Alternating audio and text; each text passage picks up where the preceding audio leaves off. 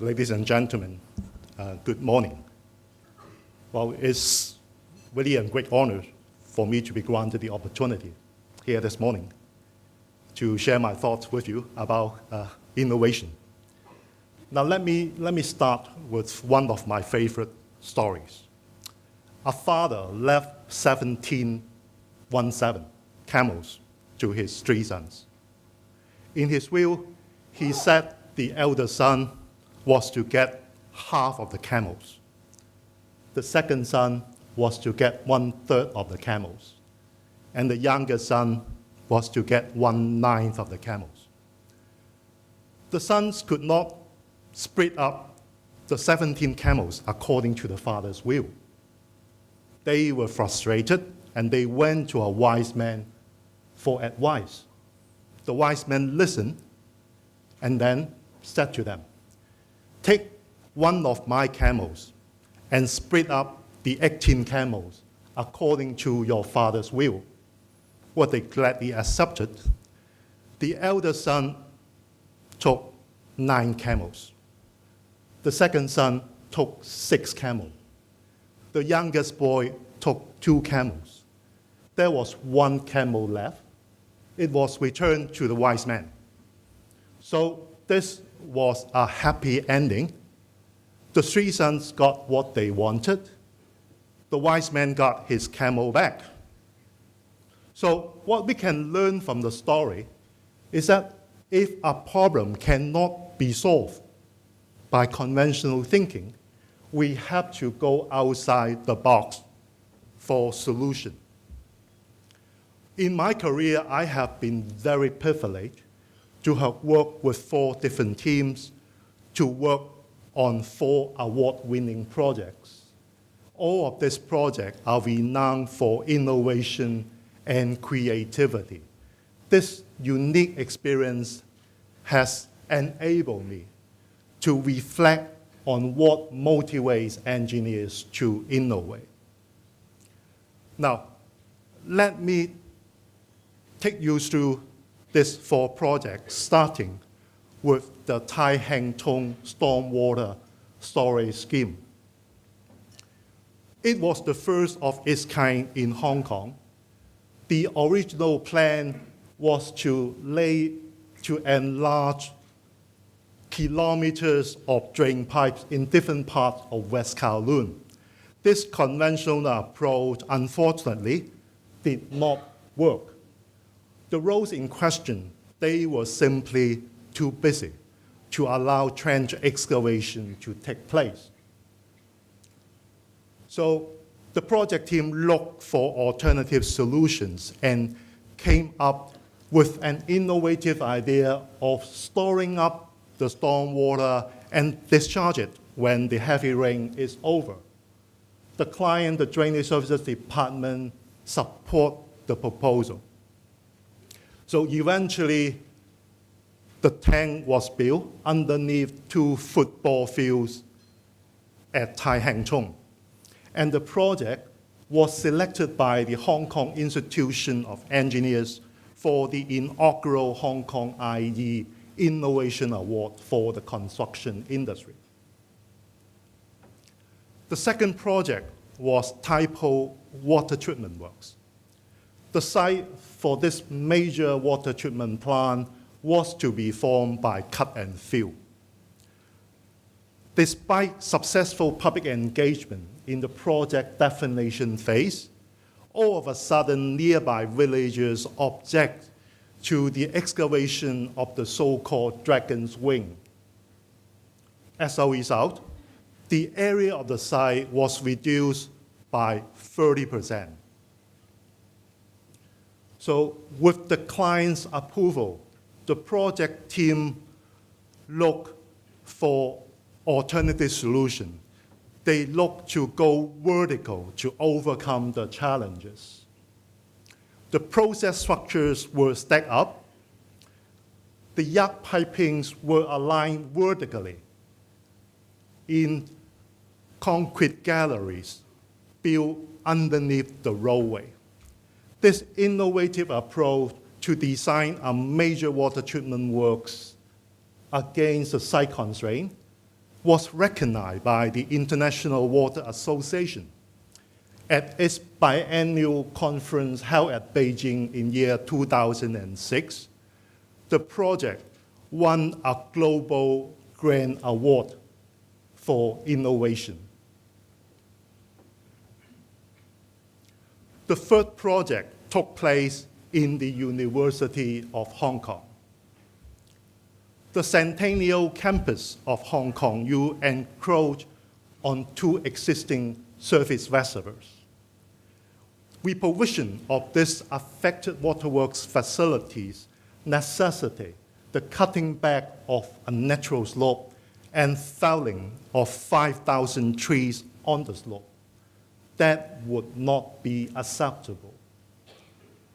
So together with the Estate Office of Hong Kong U, the Water Supplies Department, the project team came up with an innovative solution that would not affect the slopes and the trees on it. Caverns were dug inside the mountain overlooking the Centennial Campus to provide the land for construction of a new saltwater surface reservoir. The project was a huge success, picked up local and international awards. It also inspired the government to look for underground solutions to increase land supply in Hong Kong. Now, before I move on to the last project, let me do a quick summary. What are the things in common across these 3 projects? First, in all 3 cases, the conventional solution did not work. Engineers had to look for new solutions to get the job done. Second, the consultants did not work alone. The clients approved the proposal and support the consultants in the implementation phase to overcome the obstacle in project execution. The client, the consultant, and key stakeholders work as a team to fine-tune the details, to overcome the obstacles. That teamwork is crucial.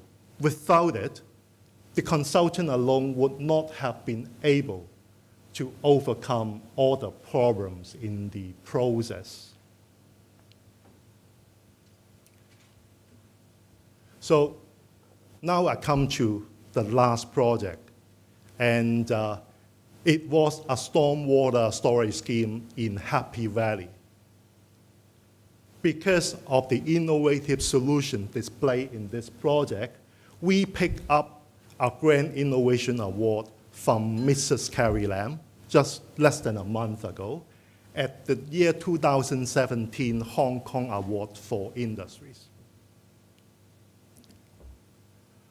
If we view the Tai Hang Tong as the first generation storage tank design, then Happy Valley is the second generation design. Limited by the technology at the time, Tai Hang Tong adopted a fixed weir design.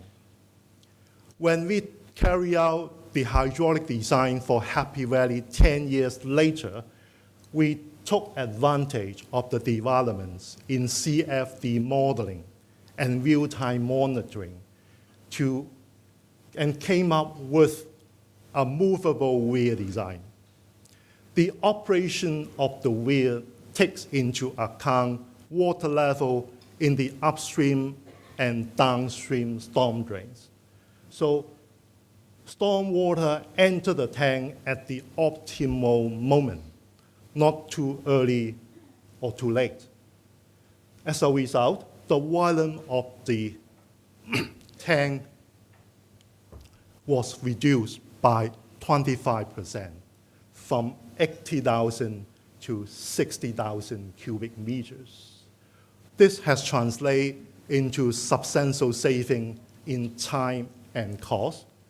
It also brought forward a significant reduction in operation costs because a shallower tank allow most of the water to be discharged by gravity without pumping.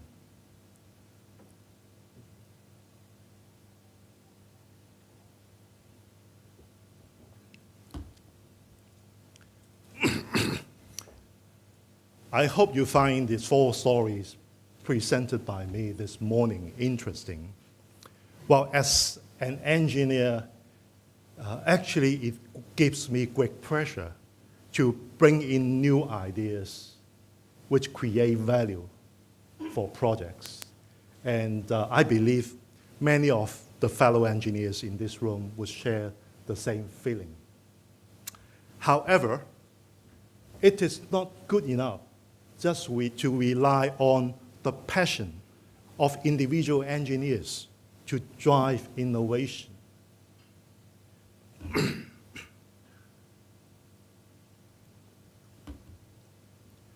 And in my opinion, passion is just one of the key ingredients for incubating innovation.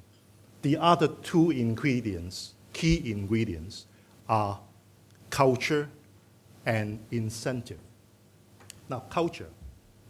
The projects I present just now, they are successful stories which the introduction of innovation create a world of difference. But you have to be mindful that not all attempts to innovate are successful. In fact, I would say many attempts to innovate fail. They are simply just not reported. So the industry has to accept that there are risks involved in innovation. Reward and risk, they are 2 sides of a coin. We cannot have one but not the other. So the industry has to accept that there are risks involved, there are uncertainties involved in attempts to innovate, and prepare to accept that there could be failures so long as they are not fatal. There needs to be a change in mindset. Incentive. Working in the private sector, we have to deliver multiple goals. Financial goals are just one of them. Innovation costs money. Well, you just imagine getting all the stakeholders to agree on a new way of doing things, the first of its kind, actually require enormous efforts. So who pay for the additional cost? Now, right now, it is largely borne by the service provider. If we allow the status quo to continue, then I would say innovation will remain an exception rather than a norm. It is because the service provider has to be very selective to use his limited resources on where it can create the biggest impact. Many years ago, the government wanted the industry to put the focus on safety and launched the Pay for Safety scheme. I believe the government could do the same and consider a Pay for Innovation scheme. With appropriate incentives, the engineer will put the focus on innovation. Thank you.